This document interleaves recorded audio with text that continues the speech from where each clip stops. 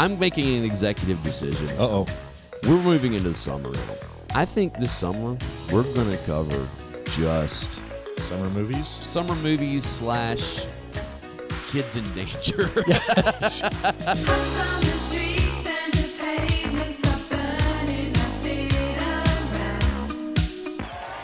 Sweep the leg. You have a problem with that? Welcome to the Project Gen X Retro Summer Series 2022. Sarah, beware. I have been generous up until now, but I can be cruel. Starting in May and ending in August, we will review the summer movies from our youth that include Tron. Still don't understand why you want to break into the system. Because, man, somewhere in one of these memories is the evidence. If I got in far enough, I could reconstruct it. Adventures in Babysitting. Don't fuck with the babysitter. The Goonies. Don't say that. Never say that. Goonies never say die. Back to the Future. Whoa, this is heavy. There's that word again, heavy. Why are things so heavy in the future? Is there a problem with the Earth's gravitational pull? What? And so much more. We talked into the night. The kind of talk that seemed important until you discover girls. If I can only have one food for the rest of my life, that's easy. Pez. Cherry flavored Pez. Along the way, we will also sprinkle in some non-movie goodness that will remind us what it was like to be a kid when the socks were high, the shorts were extra short, and there wasn't a cell phone to be seen. E.T. phone home. E.T. phone home. Wants to call somebody. So sit back and join Big Dave, Barry, and myself, Alan Smith, to relive the magic of the 80s and the retro summer.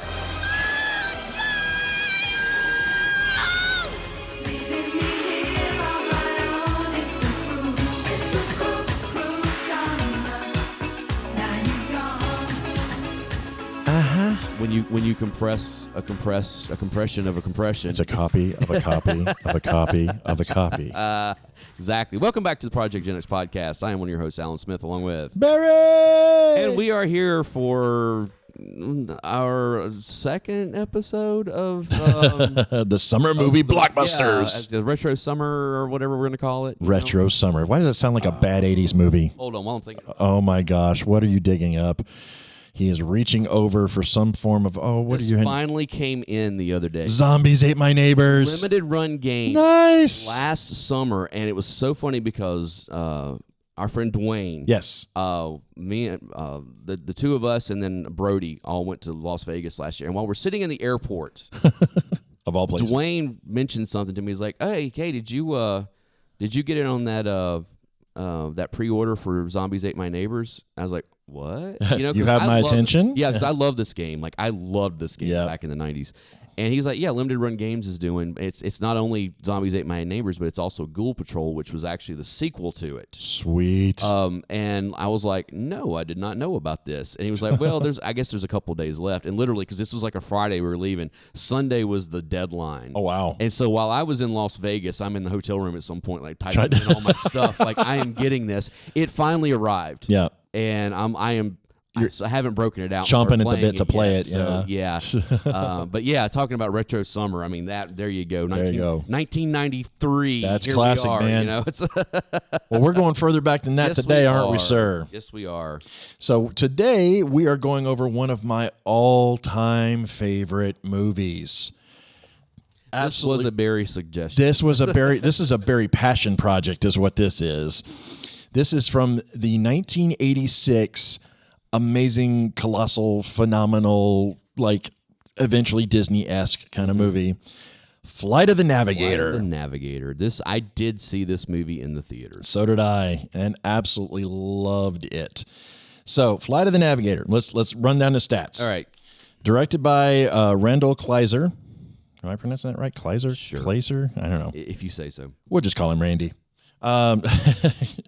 It was originally written by Mark Baker, starring Joey Kramer, kind of a hey, it's that kid. Who I was trying to think, what else did he show up? There was something else that he's been in. It's like lesser roles, but he definitely had more of an impact in his life later on in life. Okay. We'll get into that later on. This also had one of the first, I think it's the first appearance of a little actress you may have heard of her named Sarah Jessica Parker. prior to this, she had been on Square Pegs. She had been on Square Pegs, and she had had a run on 3-2-1 Contact. Oh wow, 3-2-1 Contact. Yes, knocked the dust off that one. But she had not had a movie role, right? And actually, it's from this that she got hired in to do a movie, which another one of my favorite movies, L.A. Story, the one with Steve Martin. Okay, yeah, I guess that I always rewatching this. Yes. I forgot this movie came out as late into the 80s as it did. Well, 86. I know, but yeah. It still feels like it should have been a couple of years prior, Oh, I agree. It definitely has like an 84, 85 yeah, again, era to getting it, into that Goonies and Explorers and, that type of stuff. Now, again, another one of my favorite movies that we've talked about ad nauseum from time to time with the Monster Squad, which actually came out in 87. Yep. But that movie and this movie both felt like they should have been earlier, it would have made for a great double feature. Yes, that's would. for sure. Yes, it would. But again, the cast on this movie is first off, the budget on it was $9 million, so it was a very cheaply made movie for its time. Its box office gross was double that. Okay. And it came out August 1st in the U.S., August 1st in 1986. So it was right at the tail end of all the summer blockbusters. Now, there's certain... Wow, Joey Kramer was in Runaway. Oh, that's right. He played Tom Selleck's son. Yeah, I forgot about that. I knew he'd been in something else. Still one of the creepiest roles for Gene Simmons ever. I know. With the short haircut and the suit and everything. That we may dig into that one later on. Maybe. So, let's go ahead and go over the cast. Okay, go ahead. Joey Kramer, as you mentioned, plays a character named David Freeman. Veronica Cartwright is Helen Freeman's his mom. Mm-hmm. Cliff DeYoung, the ultimate hey, it's that guy. Yes. Played his dad. Yes. As I mentioned, Sarah Jessica Parker plays a character named Carolyn. Mm-hmm. His younger brother is played by two different actors, and you'll understand why when we get into the plot a little bit. The younger version is a guy named Albie Whitaker. I couldn't really find much that he did. There wasn't anything else. But his older brother, or his older version of his younger brother, yes, was played by Matt Adler. Mm-hmm. Another hey, it's that guy. Absolutely. Matt Adler has been in a ton of movies. Mm-hmm. What was the surfing one that he was in? With him and Nia Peebles. I can't remember the name of it, but there was that. It's funny because that's like the first thing that comes up here. Like, North Shore. Yes. It was called North Shore. There was that. There was, he was in... Day After Tomorrow. He was in Teen Wolf. Yes, he was in Teen Wolf. Remember, Never Say Die. He was in the remake of The Day the Earth Stood Still. Let's go back to his 80s. He's just, he's the ultimate, hey, it's that guy. Playing Dr. Louis Faraday, one of the greatest names of all time for a scientist. Box. I know, that was, as soon as I heard that name, I was like, Faraday box. For a scientist, he's a Faraday cage. Yeah, a Faraday cage. Is Howard Hessman. Yes. Dr. Johnny Fever. It's rare that you see Howard Hessman playing a villain. He was also in Amazon Women on the Moon? Yeah. See? Yeah. It's meant to happen. And there's a bunch of other hey, it's that people that you may have heard of. Iris Acker was in it. Carrie Rogers has been in it. There's a lot of just kind of oddball one-offs on that. But the biggest one was Sarah Jessica Parker. Yes, it was. She went on to the biggest fame after that. Hessman would probably be a close second on that. And there's one other person. He had fame before, with WKRP in Cincinnati. Around this time, I guess, was whenever Head of the Class came on, maybe a little after. Right around, yeah. And then he spotted here and there. He would pop up here and there. Things. But there's one other voice actor that, and I believe this is his first voice role that I remember. Playing I know it's not his first role. Playing a robot of sorts named Max. Mm-hmm. Was a little actor by the name of Paul Rubens. Yes. You might know him better as Pee Wee Herman. And it's funny because there's a couple of times in this where you're like, oh, yeah, there's the Pee Wee voice. Now, for the record, he is not credited as Paul Rubens. Not at all. He is credited as Paul Mall. Don't ask. It's just, I figured he just needed a name. And the irony is, as you watch the movie, if you're listening to the voice, you can hear him trying very hard to kind of, The very last line of the movie. Yes. When he's like, see you later, Navigator. He sounds just like Pee Wee Herman. Absolutely. Absolutely. See you later, Navigator. Even that's a laugh, I know. So we'll go ahead and get into the plot because okay. the plot is just too good. Yeah. So this all supposed to take place it starts off July 4th, 1978. Yes. And of all places, Fort Lauderdale, Florida. I know. Yes, baby. David Freeman, 12-year-old, was walking through the woods to try to find his little brother Jeff. Mm-hmm. They have a kind of a contemptuous they're kind of brothers. You know? They're brothers, you know. As he's going through, he falls in this ravine and he gets knocked unconscious. Mm-hmm. He wakes up and it's 8 years later. Yes. And he's not aged. He hasn't changed at all. Mm-hmm. And his parents, you know, he finally finds his way back to his house. His parents freak out because they're trying to figure out where he's been for 8 years and why he hasn't aged. So about the same time that that's happening, there is an alien ship that actually crash lands through some power lines and it gets captured by NASA. Yes, kids, in this movie, NASA is the bad guy. Yes. We'll get into that in a little bit. But it's still under that whole, it's the government. You know, I mean, that's... Yep. And, of course, you know, they're trying to figure out what's going on with David. So they find all these they put on a brainwave test on him and find out that, you know, somehow he has some kind of an interaction with this alien ship. Mm-hmm. And, you know, they bring him into NASA to check it. It says it's just going to be for 48 hours. Right, yeah. Well, in the process of it, you know... What's the old saying? There's nothing more permanent than a temporary government organization. Exactly. So in the process of it, they're analyzing these brain waves that he's putting out, and it finds out that he has gone to some planet called Phalon, which is 560 light years away in literally 2.5 hours. Mm-hmm. And... so essentially, he was traveling faster than the speed of light, right. And they're trying to figure out. What was it? They said it was 2.2 solar years, something like that. Yeah, it was something weird. But he says he's going to keep him there longer, so of course he's breaking his promise. Well, in the process of this, you know, one of the people that works at NASA is kind of a little insert or an intern, if you will. Is this girl named Carolyn? Yes, played by Sarah Jessica Parker. Well, of course, she befriends David, and they're trying to help him go through all this. Well, somehow David gets in this telepathic communication with this ship. He boards it, and he meets the robotic commander. And let me make sure I get the name right on this. Yes, it's the Trimaxian drone ship. Yes, and I'm going to call you Max. Yeah, it's just I'm going to call you Max because that's too much to say. So in the process of it, the ship keeps referring to him as Navigator the entire time. They escape. The ship flies out, and Max tells David that his mission is to go through the entire galaxy collecting different specimens from different planets. And just so happens he's one of them. So in the process of it, they do a brain scan on him to try to identify it. And this is when you see Pee Wee Herman come out. Yes. Because as he does this scan of a 12-year-old's brain, he starts communicating like you would expect a 12-year-old brain to communicate. Which is very Pee Wee Herman. It is just all over the place. So once he finds that out, that's how he gets the information on how Max can get back home. Mm-hmm. So scans it, and of course, while they're going through all this thing, David is seeing the other stuff that's on the ship, and he finds this little creature called a puckmarin, which is this little like bat-looking thing that. You know what it reminded me of? Mac and Me. Yeah, it did have a very Mac and Me. Yeah. Just any kind of like little Iago kind of thing, little sidekick type thing. But it doesn't speak. It just makes these weird grunting noises, and it kind of looks like a bat and a worm kind of had a love child. But that's one way of putting it. Yes, it's just odd. During the transfer on this, like I said, Max just kind of goes completely off the rails. They start going through and flying around to try to find out what's going on. Carolyn finally rats out the situation that she let David loose.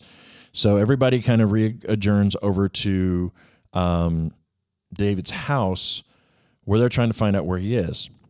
Well, there's a scene where he stops at the gas station to get directions. Yes. That's just hilariously funny because he can't find where his house is. Well, his little brother, Jeff, to signify, because it's 4th of July, to signify where his house is, crawls on top of the roof while all these NASA guys and everything are there and starts lighting off fireworks. Yes. So that kind of give him a path home. Right. Yeah.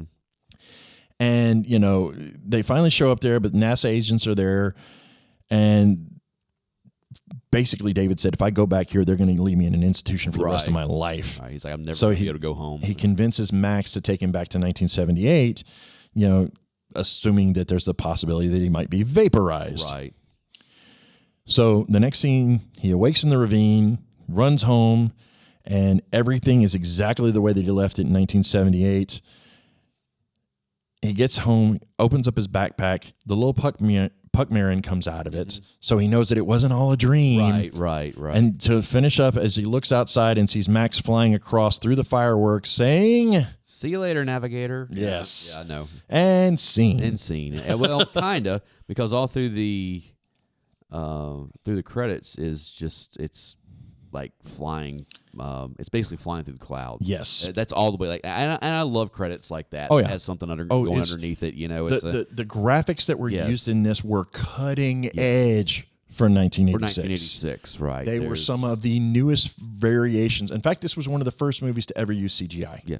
Well, you know, the whole like when the stairs form off of the spacecraft, it's very liquid. It's very T-1000. Yes, very much. They so, actually used a lot of the renderings from this in the production of Terminator 2. Okay, yeah. So I kind of figured that it probably came from there somewhere because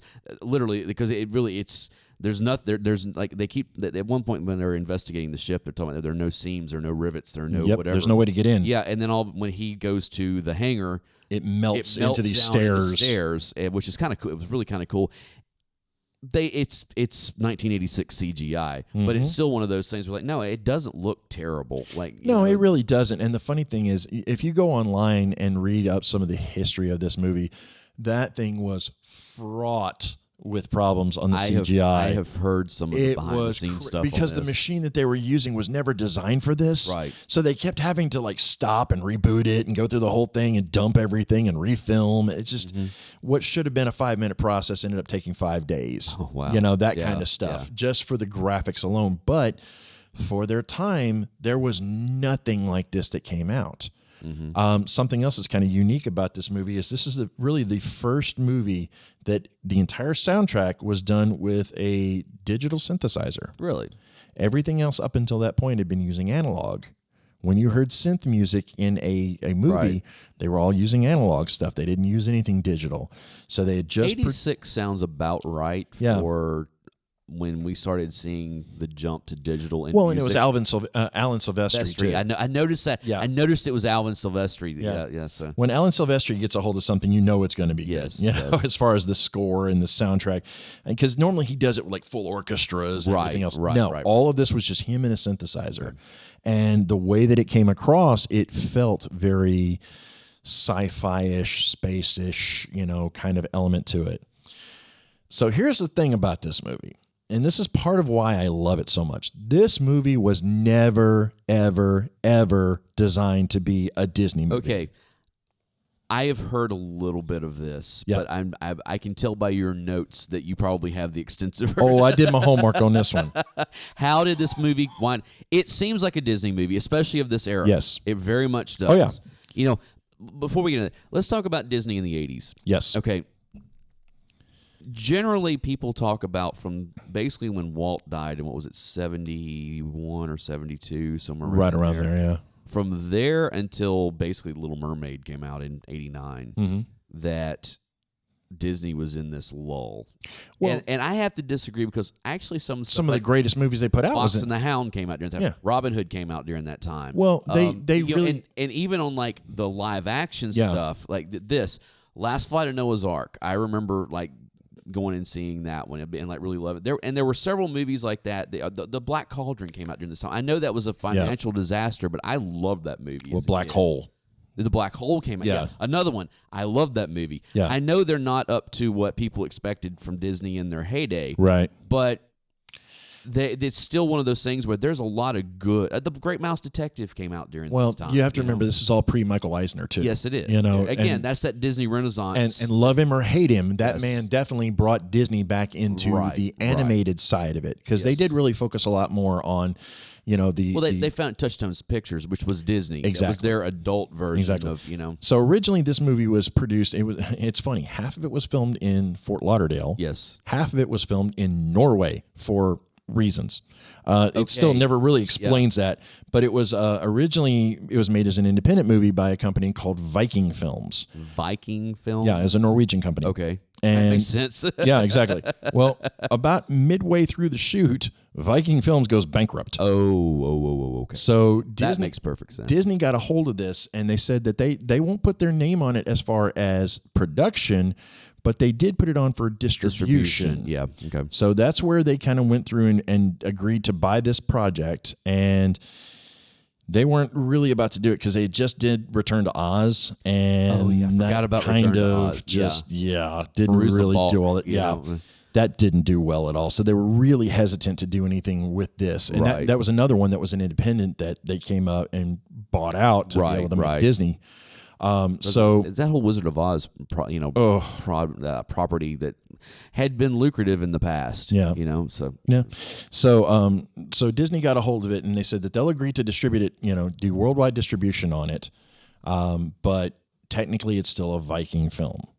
So if you look at it after, of course, since Viking folded, they gave up all rights to it. But the only mention that you see of that is the very, very beginning of the movie. And I think there's one line in the credits. Okay. And that's it. But it still has the whole opening with Cinderella's castle and everything as far as the Disney openings. Okay.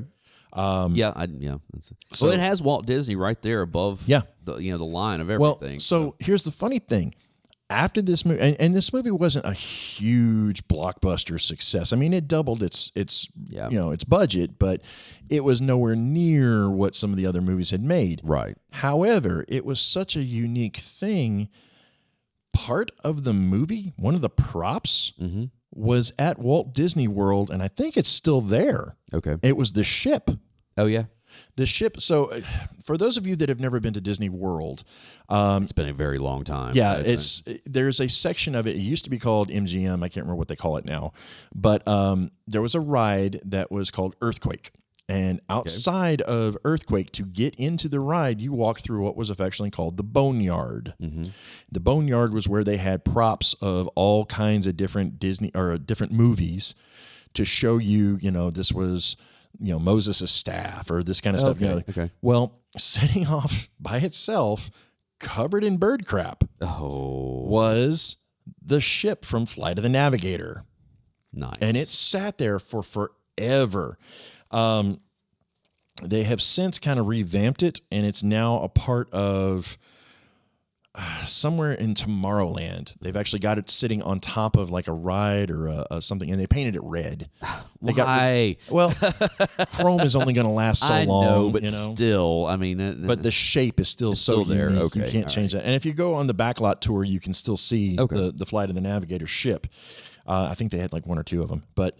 Well, they had a couple of different designs. One of them was the more spherical, and then and that's one of the cool things about this. Going back to the CGI aspect of it, the ship itself actually changed shape. It was the first thing that they'd ever done that had that kind of manipulation of an actual device. So when it came up, as it was sitting still, it looked like your standard, flying saucer.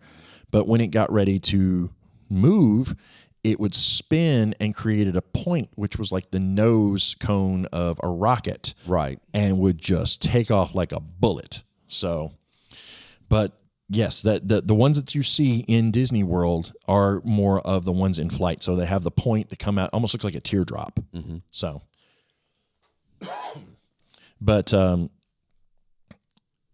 the whole thing about this movie has so many weird ties into different movies and everything else. Right. One of the funniest ones you talked about beforehand off camera or off mic, it's connected to Grease. Yes, I noticed because when they're in 1978, when they're coming back to the house, they pull up, and You're the One That I Want is playing on the radio. Well, and it just so happens that Grease was huge at that time. Yeah, so. well, Randall Kleiser also directed the movie. Okay. He directed Grease. Right, so right. Yeah. That's where it kind of pulls into it. It's a weird combination. And the funny thing, how much I hate Grease. I know, but still. Okay, so this one, he also directed Honey, I Blew Up the Kid. Nice. So he stayed. Another one of those Disney movies that came out during this time period. White Fang was another one of his. Honey, I Shrunk the Kids, and Honey, I Blew Up the Kid. Yep. Yeah. So there was a lot of those kinds Who of... Framed Roger Rabbit. Another one of my favorites. But yeah, there was a lot of tie-ins on that, and you got to see this director kind of play with what he had to work with. Right. And to this day, I've gone through and read a bunch of stuff about this movie, and I still don't know why in the world they went back over to Norway to film this stuff. But that just makes it. It seems counterproductive, especially considering, look, the whole movie takes place in Florida, basically over just a couple of day period. So if you think about it, you're talking about Lauderdale to Canaveral, right? For anybody that lives in Florida knows that's not that far. That's not long at all. So and there's so many cool little nuances on this movie because it is truly the stranger in a strange land kind of feel to it. Right. Davey knows what he's supposed to, and it's never David, it's Davey. Davey, I know. He's a 12-year-old kid. Exactly, But which is funny they say he's 12 because he seems younger than that. He does, but that actor always seemed like, even when he was in Runaway, he seemed like he was like a fetus or something. He was just tiny. Right. But he played, and he was a decent child actor. I mean, he actually played up the whole element of it. And, it's the idea of him kind of becoming buddy with Max. Right. And by the way, Max doesn't really have a body per se. It's literally this weird little orb on a what looks like a mic stand that kind of flies around the ship. Reminded me of it reminded me a little bit. Well, it's funny because from our previous episode of Explorers, when they first get to the ship and there's that thing that comes out that scans them and it's like starts looking at them and everything. That one reminded me a lot of the probe at Jabba's palace in Return of the Jedi. I think about that. And Max kind of reminds me a little bit of some combination of that as well, where it's that, as well as several other movies in that era that they kind of had this, look, a robot's part of the ship and it's going to be like this swiveling whatever, It's hard. It also, what it also kind of reminds me of? The light at the dentist. You know what I'm talking about. It's backlit. It comes down. It comes with the little handles on the side of it. Oh my gosh, I never thought about it. You realize I'm never going to be able to go to the dentist again without trying to talk to Max. There you go. It's why not? I was about to say that's when the Novocaine really kicks in. Hey, But God bless the laughing gas and the nitrous oxide. So let's talk a little bit about Joey Kramer, the guy that was actually played Davey in this. You said he had an interesting after. Oh, yeah. Got arrested for bank robbery. Nice. So the official story on this. Child actors, man. He walked away from acting back in like the 90s. Yeah. And by 2000, he was arrested on multiple occasions for like everything from drugs to firearms to forgery. In 2006, he got arrested. He did 2 years for bank robbery. And from what I understand, it wasn't successful. He went in to try it, he tried to rob it, and in the process, they got caught. Oh, okay. So he never even got out of the bank. I don't think he ever got out of the bank, but I mean, how the mighty have fallen. Yes, I mean, it's just, and to see his mugshot online, it's something special. Yeah. It's something special. That guy, you could tell, led a hard life. But yeah, it's always funny because you look at some of the other actors that came out of it. I mean, Hessman, Sarah Jessica Parker, that kind of stuff. And this poor kid who had an acting career before this just couldn't, it's something about it. Just didn't me, what's his name from E.T. vibes?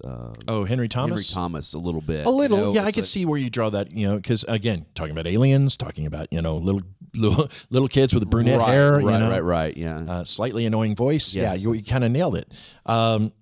But the poor guy, I think, from what I understand, I don't know if he's still with us or not. I didn't look that far into it because I didn't see anything about. I looked him up. Once I got to the 2016 arrest, I was just like, okay, there was nothing. We've now hit the type of the mountain. There was no end date on his on IMDb. So, but yeah, the director, like I said, did a lot with Disney after that. He even went in to do something in one of the parks. And you may remember this. Do you remember Honey, I Blew Up the Audience? I know that it existed. I was never there when. Okay.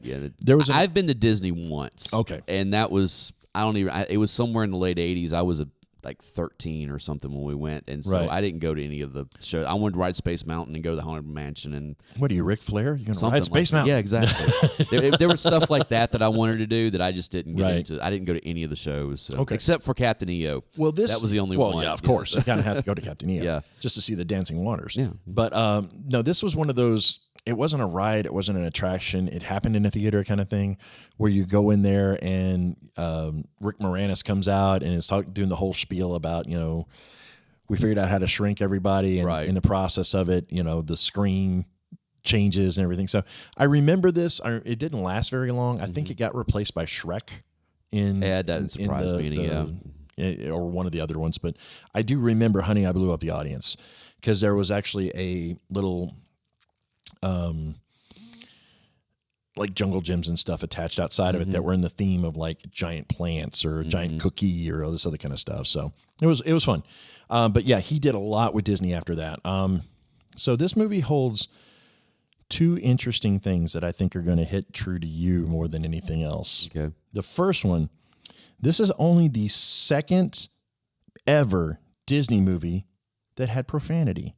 Yes, I noticed the two.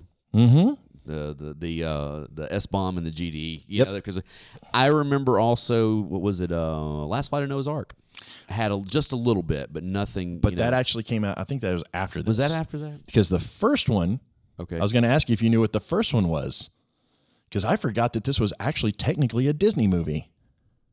No. Robert Altman's Popeye. That was a Disney movie? That is a Disney. I didn't realize that was a Disney movie. Disney movie. That was put out by Disney. And that was the first Disney movie that ever actually featured, or I shouldn't say featured, had profanity in it. This was the second. And this movie. No, Last Flight of Noah's Ark came out in 1980. Oh, well, okay. Then maybe my research was wrong, but I know that had it. Now, it also is one of those things where, depending on what you call profanity, right? Because, like, a lot of people don't consider like damn and hell, right? That kind of, and that was Last Flight of Noah's Ark. I think the Black Hole even said something about hell or being damned or something. Whatever. Yeah. But it's just like whatever. Yeah, I mean, there was no again, S-bombs. that was there was no S-bombs. exactly, exactly. That's but the other two did. Yes. And the other thing I thought was kind of interesting about this is when this came out, because like I said, it was August 1st of '86. Yeah. It came out right in between two movies that I know are very special to you. One that's very special to me. Okay. Its biggest competition was Friday the 13th Part 3. That's Dave's movie. That's okay. That's the one he loves. So yeah. And one that I still love. I don't care what anybody says. It was one of the worst movies of all time, but I still love it. Okay. Howard the Duck. Oh God, that was a terrible movie. And it didn't do as well as either one. Those two movies did better. I'm gonna tell you something. I've never seen Howard the Duck all the way through. Oh, you hurt my soul. I've seen bits and pieces of it, but I've never seen. You the hurt my entire soul, thing, man. so. But yeah, technically that was a Marvel movie. That is a Marvel movie. It's one of the first Marvel Howard the movies. Duck is a Marvel property. Yeah. But yeah, that when it came out against those two movies, and I'm just like, the fact that those two movies did better than this one did in the box office, it still blows the mind, because I remember going to see this in the theater and I thought this was the greatest thing ever. Yeah. It was just such a great snapshot for kids to, it's that whole idea of, going on an adventure with some random thing. It goes back to, you can go back as far as Tom Sawyer, it kind of has that absolutely. feel to it, Exactly. And the whole age jump thing was very cool as well. Yeah, I love when his little brother comes in after he comes in. He's like, "Oh, look, he's like my older," or what did he say? He was like my kid older brother, or my something. kid older brother, yeah, something like that. It's my little big brother. That's what it was. Yeah. And so one of the things I made mention to earlier, and this is something that kind of got stuck in my throat a little bit, was this was the first movie, and I can't think of too many others. In fact, none really jumped to mind other than like Armageddon, that made NASA out to be the bad guys. Yeah. It was really, again, it goes back to that governmental, right. And this is where you really get that vibe that it's a government project, right, it's government driven. They show up with guns. Yeah, that was another. That's true. That's very true. But ET told us that the government will show up to your house with guns. No, those were walkie-talkies. No, they were not. They were guns. walkie-talkies. You've been memory holed. Yeah, well, but fake news. The funny thing about this is it actually gives a little bit of foreshadowing in in the movie because when Davey comes into NASA, when they bring him over for like the 48-hour stay, they're trying to make his stay comfortable. So they have all these toys that they have got for him. Yes. And the funny thing about it is, okay, so if you're a child of the 80s, you're going to know exactly why this is a big red flag right from the get-go. Some of the toys that they provided him was the Cobra water moccasin from G.I. Joe. Yes. And shrapnel from the Transformers. Yes. Now, for those of you that don't quite understand why that's so strange, those are the bad guys. Those are the villains. Yes. And if you look, there's all kinds of other ones that are in there, and they're all villains. Right. And I'm like, I had to go back and rewatch this. Now, it was really cool seeing those packaged toys. Oh, yeah. You know, there's like, oh, wow, that's... I remember this. Oh, yeah, exactly. I remember this, pulling this out and having to put everything together. Exactly. Oh, yes. I had a lot of feels on that one, but it was just something very strange and I cannot believe that I didn't notice that when I was a kid, because I was a huge G.I. Joe fan. Same huge. Here. Same here. So I got a tattoo. Yeah, exactly. You're tatted up with Go Joe, you know. But going back and watching that, I was like, that's such G.I. Joe #1 is sitting on that comic rack right there. It's like the minute you're not looking, it's going home with me. So, but it's so is number 23. Oh, stop it. 21. Stop What's it. the significance of Stop number 21? it. What's the significance? Isn't that the one with Storm Shadow? It's the one with the silent episode. Okay. Or the silent issue where we find out that Snake Eyes and Storm Shadow both have the same tattoo that I have. Yes, I remember that.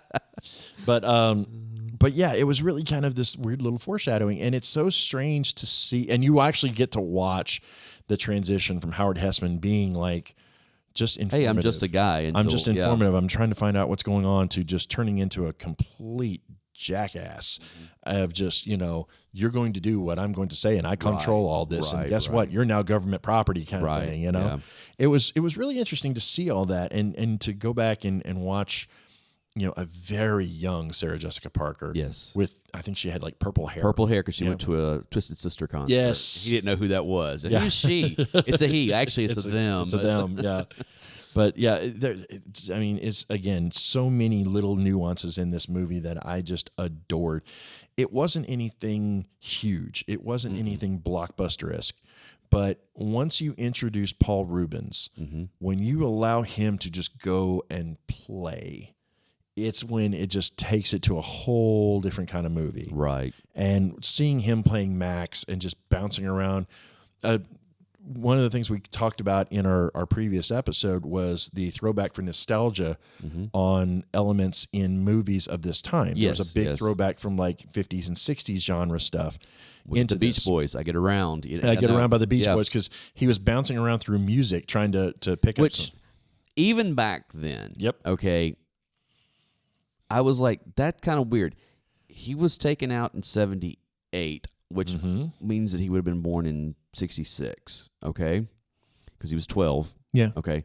So would he really know that song? I mean, his parents I'm sure, but I mean, would that have been like the song he went to as opposed to anything from the late 70s? Well, the funny thing is the whole scene where he stops for directions. Yes. And he's asking these kids in a car about what's going on. There's a song that's playing in the background. It's a song called "Trapped in My Mind." It was a completely fictional song, but it was actually a parody of The Cure's "A Man Inside My Mouth." Oh, okay. And that's where there's all kinds of little nuances in this. Right. And there's the term geek gets thrown around a lot in this. Yes. So what's a geek? And the scene where he's saying, were those geeks? Yes, those were geeks. Yes, those were geeks. Yes. It's like, this is this music that was playing in the geek's car. Yes, yeah. And then they dial in and start listening to "I Get Around" by the Beach Boys, and there's a whole scene of just watching this spaceship going across the coast of Florida. Right. Hearing that and everybody him navigating. dancing around. Yeah. Oh, and the navigation process that he uses is so strange too. He's sitting in a chair and there's these two platform orbs that come up on either side of him. Puts one hand on one hand on the other, and it's kind of I've never seen anything like this as far as in that style. It's definitely unique as far as that controls go. Yeah, the method of control that you've seen in a movie. It just it's very strange, and it reminds me. What was that Atari game that had the two? Well, you know what I'm talking about. It came out in the 70s. Well, there was like a tank-based game where you had 2 pedals. Right. And but no, there was a game that came out in the late or in the mid 70s when Atari was it was after Pong, you know. Right. And they developed this thing where basically you had 2 half orbs or whatever you had to like move around. I think it was called like, I forget what it was. I have to look it up. I'm not sure, but I think I know what you're talking about. Yeah, I do remember there was a tank-based game that had the pedals. Yeah, I remember that. You had the 2 pedals, and actually there was a version of Tron Yes, that had that where that was the control of the tank, and then you controlled the turret, separately. Yes. But yeah, it's and again everything is chrome. Everything is this weird shade of like fully metallic yet plasticky kind of chrome as it's moving around. So it's a great contrast, and just visually the movie very is shiny incredible. in that cockpit. Well, I mean, just to see that, like I said, you were talking about where it's flying across during the credits or during the fireworks and everything, and seeing the fireworks reflecting off of it. Yes. I was like, this is 86. This technology should not exist in 86. But they were able to pull that off, and just the way that it pulled off was so beautiful for what its time, There were a lot of different elements, like I said, that were taken from this in other movies. The liquefied metal was Terminator used in Terminator 2. 2. There was a couple of other ones. The ship design, I think, was used in another movie, but I can't remember. Yeah, I kept rewatching it because, again, I had not seen this movie in a lot of years. The ship design reminded me of something else, and I can't quite. Yeah, it's that teardrop shape. Yeah, and there's so many different things that have kind of gone with that. I was trying to think. Oh, yeah. I actually found the name. It was called Omnibud's Computer Animation. That was the company that made the animation for it and created that reflective surface. I always thought that was so cool about the way this. And I'm going to break your heart. Oh, no. What's the one thing that's going to be the death of a memory? A remake. There is one that is apparently in the books. It was announced last year. Okay. And they're trying to say if it's going to be a remake or a reboot. Yeah. That's in development. Strangely enough, going to be directed by Bryce Dallas Howard. Really? Which, not a terrible choice. Not a terrible choice. And it's supposed to be going straight to Disney Plus. So that makes I could see that sense. And this is one of those. Again, it's Disney Plus is such a strange thing as far as they did a really decent, and I only say decent job of curating what's on there as far as like nostalgia. Yeah. But then there's a lot of movies that aren't on there. Well, yeah. I mean, and it's like, and I think this one when Disney Plus first premiered, was not on there. Yeah, it wasn't on there. I think they added it. But like, Watcher in the Woods isn't on there. Darby O'Gill and the Little People wasn't on there. I'm trying to think some of the other ones. But yeah, all these. Cat from Outer Space wasn't on there for a long time. They added that one. Did they finally add? Yeah. Black Cauldron was not on there. Yeah. There's a lot of stuff, especially from this era, that they kind of like, let's try to. But still, there was just, you go through, of course, Disney has a very, very rich history, of one of the things that killed me, like when I did have Disney Plus, was I was like, I wouldn't watch Pollyanna one night because I love Haley Mills. That's a classic. And that was her first movie with Disney. Yep. And I think she did 6 movies with Disney, if I'm not mistaken. Sounds about right. It was that one. Let's see. There was Pollyanna, Summer Magic, which was not on Disney Plus. The Parent Trap. Yes. Well, that's the one everybody associates. Yeah. So. The Moon Spinners. Oh, I forgot about Moon Spinners. Which that was the last one she did with them. And I think that one was actually on there. That Darn Cat. And there was one other one. There was one other movie that she did with them, and it was like, okay, only at the beginning, Pollyanna and the Moon Spinners was on there. But none of those other, not even the Parent Trap was on there to begin with. Now, Disney has remade the Parent Trap like 3 times or some crap like that. I mean, I think that Mary Kate and Ashley did it, and there was somebody else. Well, they did a movie called It Takes Two Lindsay that Lohan essentially was that same movie, but it wasn't that movie. Right. But yeah, Lindsay Lohan did a remake of it, but then they did. I think they did like a Disney Channel remake of it as well with some other wouldn't surprise me. But yeah, it's just kind of one of those things that Disney Plus, for all of its, oh look, we're going to put all of Disney stuff on here. Right, they didn't put all of Disney stuff on there. So and, there's a term that's used in Disney a lot called the vault. Yes, and a lot of times they will take that's how they used to try to get you to rebuy everything. Yeah, exactly. They'd rebirth stuff. They'd take it out of the vault for a while and then put it back in the vault. Disney had and it was a brilliant marketing strategy. Yeah. They had the 7-year strategy. That's basically what it is. They basically said, every 7 years, we're going to bring it back out. Well, but the reason why is every 7 years there's a new crop of kids who haven't seen this. Yep. So it's basically every 7 years we get to reset our fan base. Mm-hmm.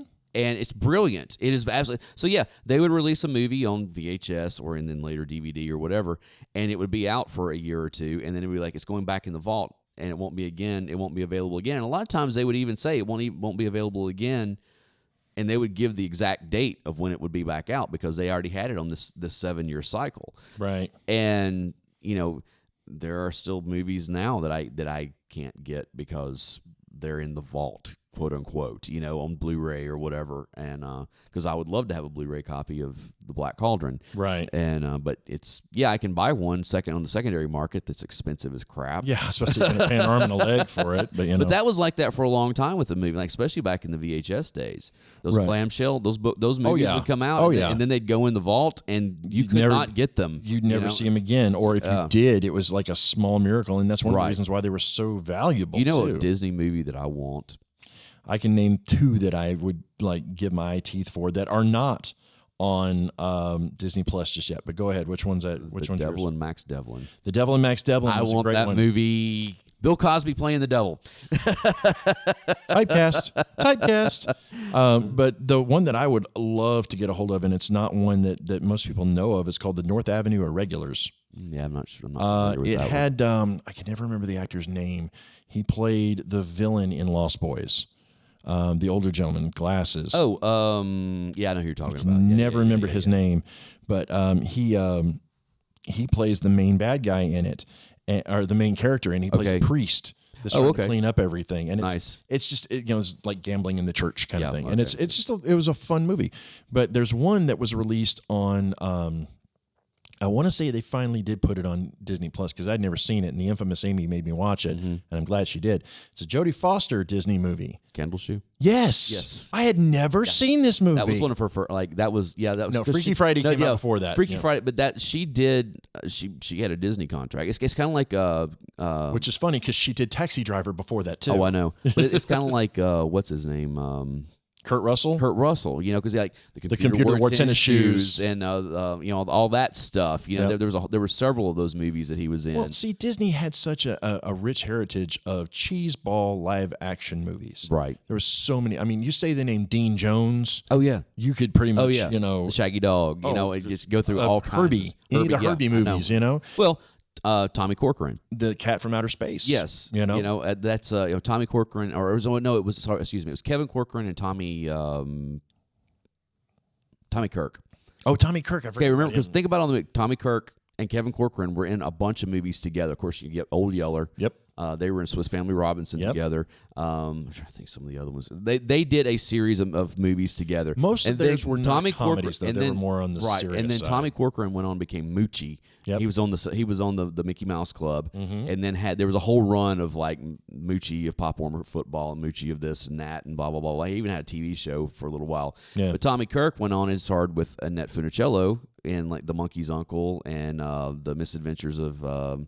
What was it? The Misadventures of Einstein. I know the one. They were all the same character. The Monkey's Uncle and that, and there was another one where it was like the two of them were in all these movies where he was like this really smart, this really smart kid. Something Jones. I think it was like Misadventures of something Jones. Yeah, it was not Einstein. It was something like that. It was just Merlin Jones. Merlin Jones. Misadventures of Merlin Jones. Yep. I grew up watching all this stuff because I had the Disney Channel back then. And that's when the Disney Channel was started for content, so they would run stuff like that. They would run all these old 60s. And also when you had the Magical World of Disney, right? When they were showing stuff like that. And I remember when they actually, I think they did this one time, Flight of the Navigator on Magical World of Disney. Yep. Because if you remember, they only had an hour so that you watch one half of the movie one week, and then you'd have to watch the second half of it the next week. I'm making another executive decision. Oh, Lord. Because we're talking about this era of Disney. Yes.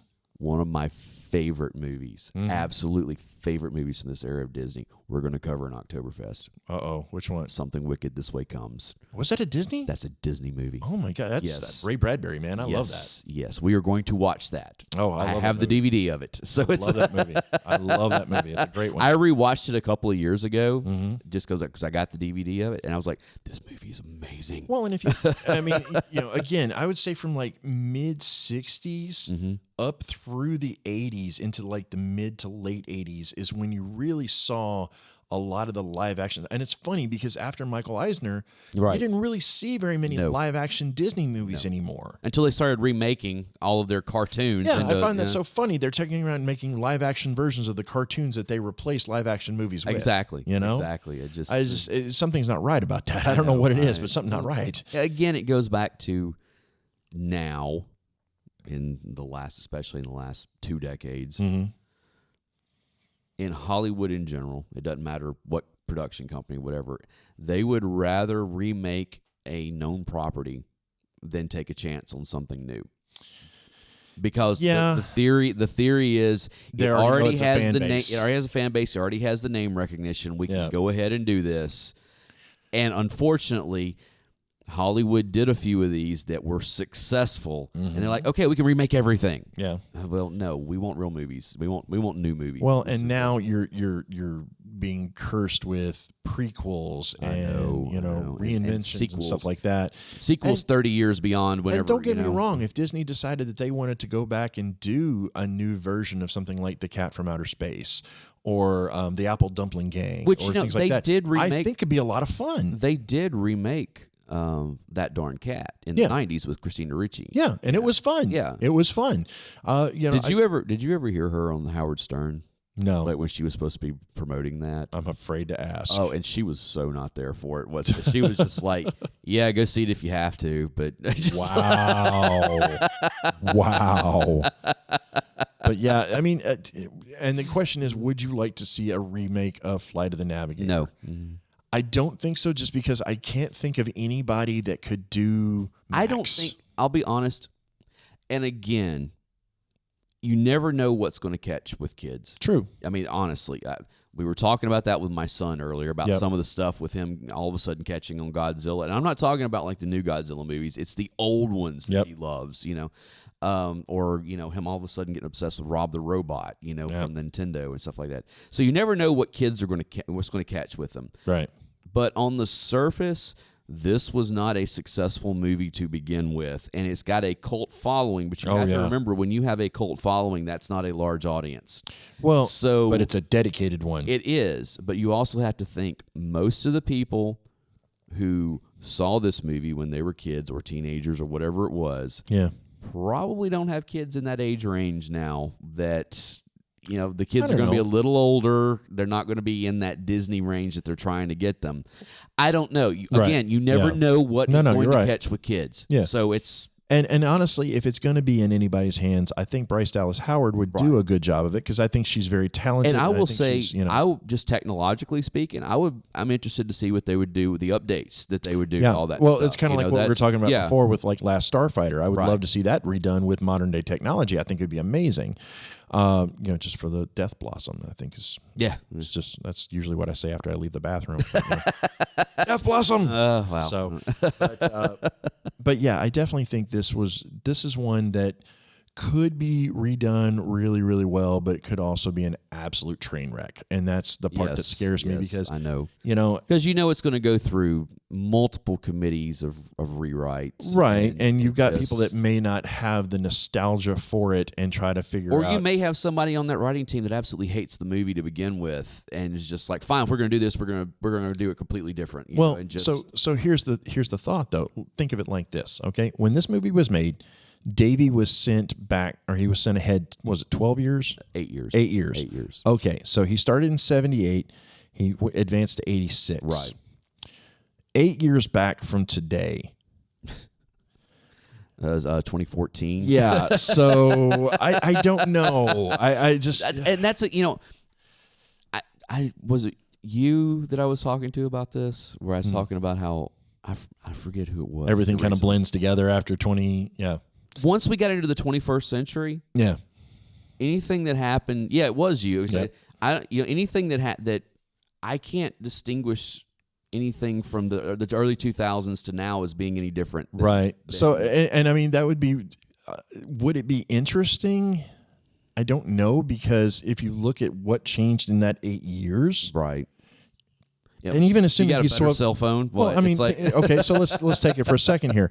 So he this would have been 2014. Trump. He was 12 years old at that point, so that means he was born in 2002. Right. So even anything that happened from like the 2000 to 2012, I mean, that's still stuff that we're listening to today. There's still TV shows that are still on today. There's still, it's not as much of a dramatic difference on what happened from 78 to 86 that there would be from, 2022 back to 2014. So I don't know if it would play out unless they're going to take the jump much, much further back. Right. Or do it a much bigger jump would be interesting. Do it in the same time frame. Do a 78 to 86 jump and just do it as like a period piece, a retrospect, which honestly, I would be okay with that. I don't have a problem with them doing it as a period piece as long as they don't do the, hey, look, guys, it's the 80s. Yes, let's shove every neon, Walkman, everything like that. With these two movies that we've covered here. Yeah. Both of them are set in the mid 80s. Yeah, basically a year from one another. Yeah, but it's still one of those things you look at. You don't look back and go, "Oh, look, there's all the neon. Oh, look, there's all the whatever." I mean, there's a few little things maybe in the background. There's elements that define the time, and they are. I would say that they are good time capsules. Right. But the kid's still wearing. I mean, like he was wearing a members only jacket. Well, no, but in this movie, did you notice what he was wearing whenever Howard Hessman came? I don't remember. He was wearing a Led Zeppelin 1 T-shirt. Oh, it was the Hindenburg on the front. Nice. I noticed that immediately. I was like, it makes sense to the kid from the 70s would be wearing a Led Zeppelin T-shirt. 78, that would have made perfect sense. But it was that kind of stuff where I'm like, oh, okay, that's kind of cool. But, again, the regular shirt that he was wearing was just like a 70s, like striped, vertical stripe or horizontal striped shirt. It's nothing. It wasn't like, oh, look, here's all the crazy bell bottoms and butterfly collars and stuff. It was like, no. It's and just it doesn't need whatever. That. It doesn't need that. I mean, I think just... And now the short shorts. Okay, fair. That was a little weird. I'm not going to lie. This movie in general, like between because in the 70s and 80s, comfortable. The short shorts were a thing. Oh, yeah. I'm so glad. I hate that they've come back again and not quite that short. I ain't got the legs for them, so... But I don't think I ever had the legs for me, even as thin as I was at one point. But I do think I think it would be interesting if they did this as a period piece and brought it back to that same time jump there. Right. Doing a modern time jump, I agree with you. I don't think it would work as well because no one's really going to have that much of a distinguishable difference in style, in music, in pop culture reference, in just what's going on in the world. Because it's I don't want to say it's gotten stagnant, but there's not as much of a dramatic change, right? From late 70s to mid 80s. That's a huge difference as far as what's around. Even just looking around the room, right? It's such a big difference on that. So I think Bryce Dallas Howard, if you're listening, we know that she listens, which would be awesome if she was. But I do think if you want to keep it in that era, I think that's the smartest play. If you try to take it outside of that era or try to modernize it, it's really just not going to fly as well. Yeah. Or you're going to do too much of a jump on it, and it's just not going to work. All right. While we've been doing this, and especially since I made an executive decision on the previous he's working on his list, folks. I've jotted down a list. I'm going to let you look at it and see if you approve. Oh yeah. There's a lot on this. There's some gems on this. Yeah, I know. There's some absolute gems. I got another one. So, folks, for those of you that don't know what in the world we're doing, my esteemed colleague over here has decided that we are going to make this the Summer of George. No, I'm sorry. No, it's the Retro Summer. It's the Retro Summer. And we're going to do all movies from the 80s that are... Summer movies. Summer movies / kids in danger. Kids Because I just added one more to the bottom of that. Oh, yes. I forgot. Which, Henry Thomas. Yes, again, Henry Thomas. Yeah, absolutely. Yeah, because I think that's what really defined, and that's why these movies are so rewatchable. Right. You know, because are they schlocky? Yes. Absolutely. Are they, you Are know, they of their time? Absolutely. Definitely, you know? definitely. But, you know, are there elements of that carry over in even modern day era? Yes. Every without a doubt. one of these movies, except for maybe one, Mm-hmm. very much encapsulates that autonomy that Gen X had Yes. as kids and early teenagers. That ability to go do and explore whatever, and live exactly. and, you know, have those memories made and all this other kind of stuff. So I do think that's all of these definitely embrace that. Right. And no, we're not going to tell you what they are right Nope. now. So Nope. Gotta stick around. Come back and listen to Gotta find stick out around. what our, and listen all through Retro Summer to hear what we're talking about. So, oh my gosh! All right. This looks exciting. I'm happy to be a part of this. So absolutely. So, guys, thank you so much for joining us here once again with Barry and myself. Yes. And we are.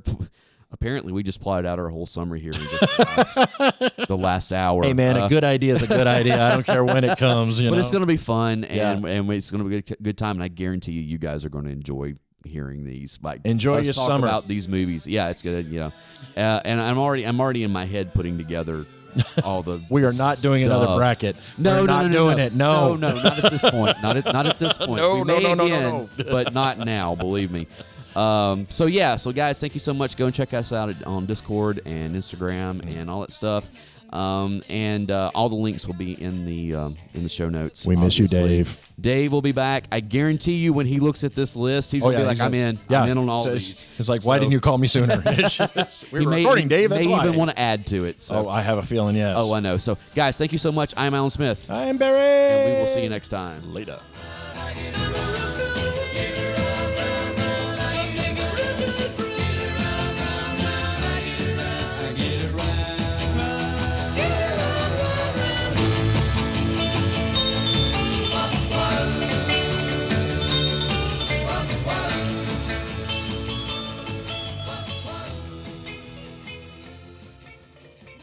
Take my car 'cause it's never been beat.